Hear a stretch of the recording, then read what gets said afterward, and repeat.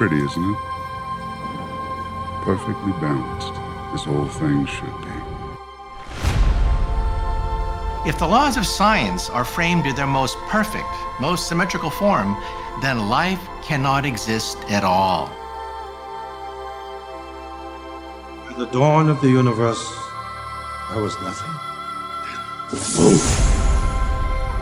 Big Bang sends 6 elemental crystals hurtling across the virgin universe. So here we have the Big Bang, and then the timeline of the universe. This is where we are.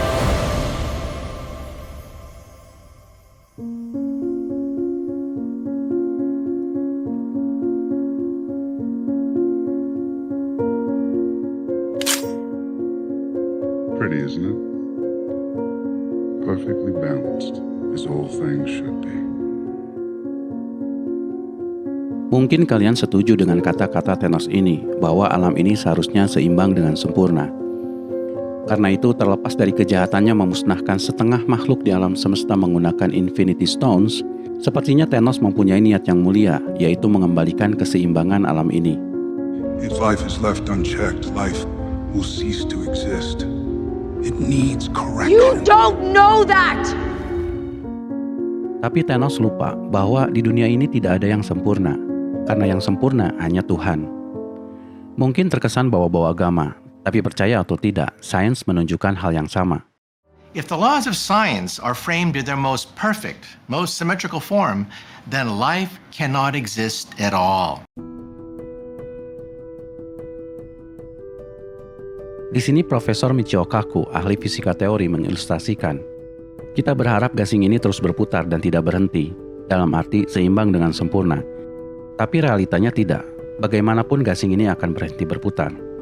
The slightest imperfection, the slightest little defect will cause it to vibrate, perturb, and fall to a lower energy state.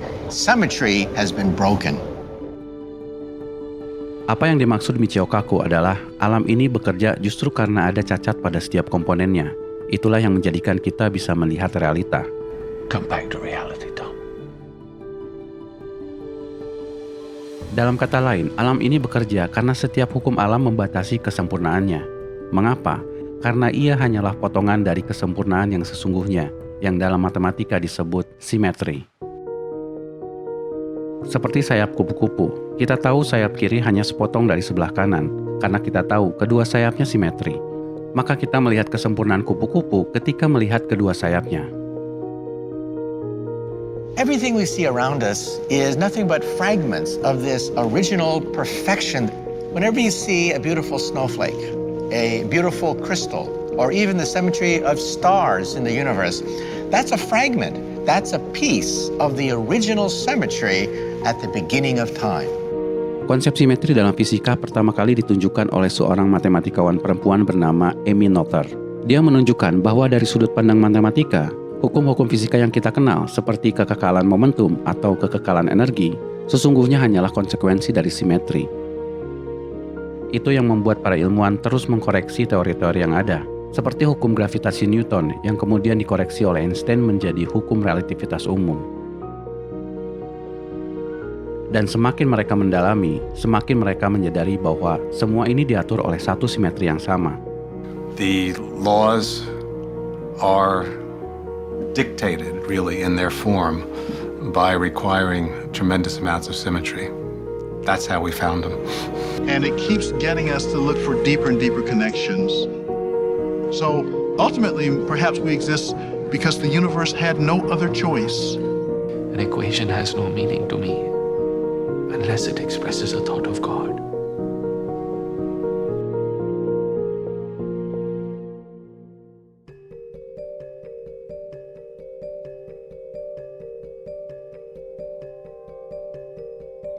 At the dawn of the universe, there was nothing. Then, Big Bang sends 6 elemental crystals hurtling across the virgin universe. You're talking about the moment of creation. Yes. Big Bang, ini adalah teori di mana Stephen Hawking yang mungkin kalian kenal sebagai ilmuwan ateis sempat mengakui adanya sang pencipta. Itu ditulis dalam bukunya The Brief History of Time. If we ever learn this, it would be the ultimate triumph of human reason, for then we would know the mind of God. Do you mean this? Yes. Ya, bagaimana tidak? Big Bang adalah teori yang sulit dibantah karena sains itu sendiri yang membuktikannya.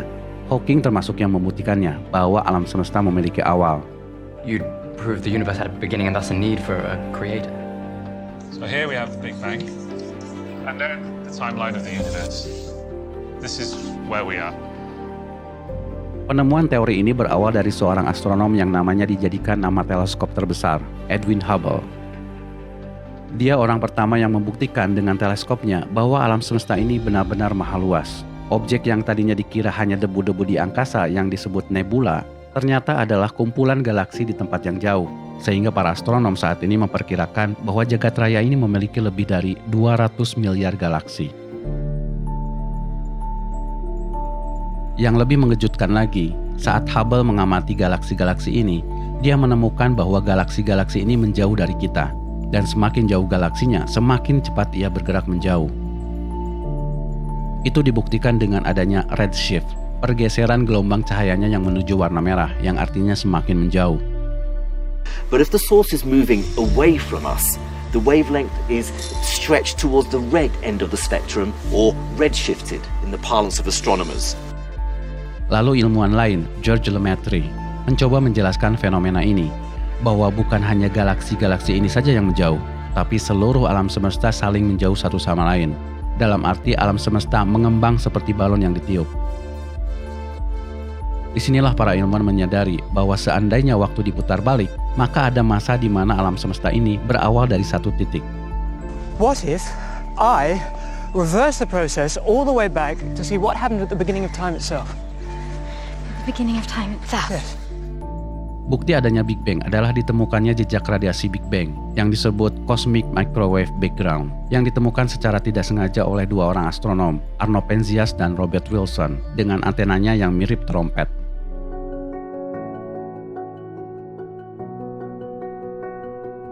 Tapi ada satu hal yang mungkin kalian salah paham tentang Big Bang. Mungkin kalian menyangka alam semesta ini tadinya kosong, lalu Big Bang mengisinya. Tidak. Bahkan ruang kosong pun tidak ada, dan waktu pun belum ada. Karena Einstein terlanjur mengemukakan teori relativitas umum, bahwa materi, ruang, dan waktu adalah satu kesatuan. Artinya alam ini mengembang bersama ruang waktu itu sendiri.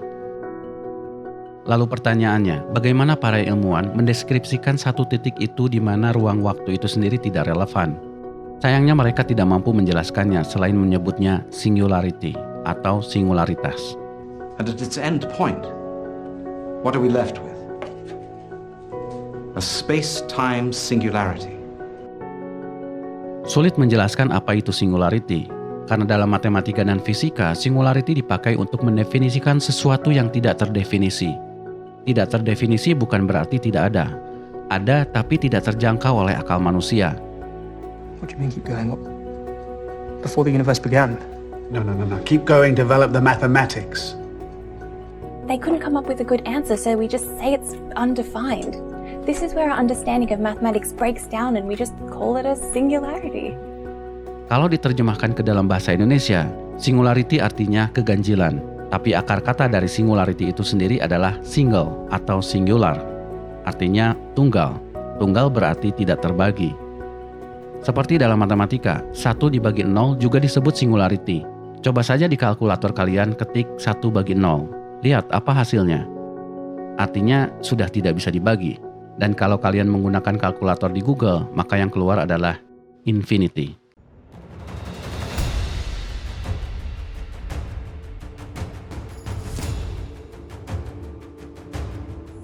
These infinity stones each control an essential aspect of existence. Batu-batu dengan kekuatan seperti Infinity Stones tidak ada di dunia nyata. Ya kecuali kalian percaya dengan kekuatan batunya Ponari atau semacamnya. Tapi kalau kalian mau mengambil pendekatan sains, ada 4 kekuatan besar yang mengatur alam ini. Gravitasi, gaya elektromagnet, gaya nuklir kuat, dan gaya nuklir lemah. Kalau kalian pernah belajar fisika, semua gaya yang pernah kalian pelajari mengerucut pada 4 gaya ini. Keempat gaya ini mengatur alam ini dari dua sisi. Gravitasi mengatur alam makroskopik, seperti bagaimana planet dan galaksi harus bergerak, dan tiga gaya sisanya mengatur alam mikroskopik, bagaimana partikel-partikel di dalam atom saling berinteraksi. Karena itu ada dua teori besar dalam fisika yang mendeskripsikan dua alam ini. The two great pillars of physics are quantum theory, the laws that govern the very small particles, electrons and so on, and general relativity. Yes, Einstein. Einstein's theory, the laws that govern the very large planets and such. Dua teori ini atau empat gaya ini yang kemudian ingin disatukan oleh Stephen Hawking menjadi satu teori tunggal. Ya seperti Thanos ingin menyatukan 6 kekuatan Infinity Stones. Stephen is looking for a single theory that explains all the forces in the universe. Therefore, God must die. Dia bilang dia mampu menjelaskan semua. Jadi semua pertanyaan-pertanyaan secara fisika dia bisa jawab. Berarti tidak ada tempat lagi untuk Tuhan. Kurang ajar nggak? Ya pada akhirnya bukan Tuhan yang mati, tapi Hawking yang innalillahi. Sementara satu teori itu belum ditemukan. Bahkan sebenarnya sebelum meninggal, Hawking menyerah dengan mengatakan, sebagian orang akan sangat kecewa jika tidak ada teori terakhir yang bisa dirumuskan dalam beberapa prinsip. Dulu saya termasuk yang percaya itu, tapi sekarang saya berubah pikiran. Terlepas apakah nanti satu teori itu bisa ditemukan atau tidak, karena sampai saat ini sebagian ilmuwan masih percaya itu ada, mari kita sedikit berbicara tentang teori kuantum. Have either of you guys ever studied quantum physics? The quantum realm is like its own microscopic universe. To get in there, you have to be incredibly small. Ini adalah teori paling rumit untuk dipahami, bukan hanya bagi kita, tapi bagi para penemunya sendiri. Bahkan Richard Feynman, seorang fisikawan yang juga terlibat dalam teori ini, mengatakan bahwa kalau kalian pikir kalian paham dengan mekanika kuantum, kalian tidak paham mekanika kuantum. Mengapa seperti itu? Fisika, seperti yang kalian tahu, disebut ilmu pasti karena mengukur sesuatu secara pasti. Seperti mengukur secara akurat di mana jatuhnya rudal ketika ditembakkan dengan sudut dan kecepatan tertentu. Atau memprediksi kapan kalian akan sampai di satu tempat dengan mengukur jarak dan kecepatan mobilmu dari GPS. Tapi anehnya, ketika para ilmuwan mencoba menerapkan itu pada makhluk terkecil di alam ini, yaitu partikel, hukum-hukum fisika seakan runtuh seketika. Mereka sama sekali tidak bisa memprediksi secara akurat posisi maupun kecepatannya. Dalam arti, hakikat partikel itu sendiri tidak bisa ditebak. The more accurately we measure the velocity of a particle, the less accurately we can measure its position in space. And according to my esteemed colleague, the particle does not exist at all until we observe it. That makes absolutely no sense to me. Exactly. See, the rules of the quantum realm aren't like they are up here. Everything is unpredictable. Is that anybody's sandwich? I'm starving. Kenyataan ini membuat goyah universe-nya para saintis. Mengapa bangunan dasar paling fundamental dari alam ini ditentukan oleh sesuatu yang tidak terukur? Sampai mereka mengadakan pertemuan khusus untuk membahasnya. Semua Avengers di dunia sains diundang, termasuk Einstein, pada pertemuan yang kemudian dikenal dengan interpretasi Copenhagen. Einstein sendiri mengatakan dengan kalimat yang terkenal sampai saat ini, Tuhan tidak bermain dadu, karena tidak terima alam ditentukan oleh sesuatu yang tidak bisa diprediksi. Tapi kemudian kalimat ini dijawab oleh Stephen Hawking dengan kalimat, Tuhan bukan hanya bermain dadu, bahkan terkadang melemparkannya ke tempat yang kita tidak tahu.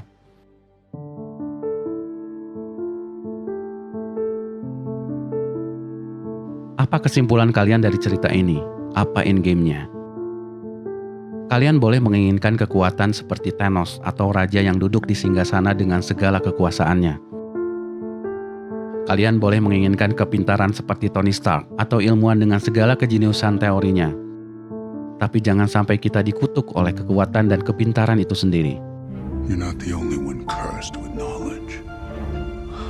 My only curse is you. Karena kekuatan di dunia ini pasti ada batasnya. Akal pasti ada batasnya. I am inevitable.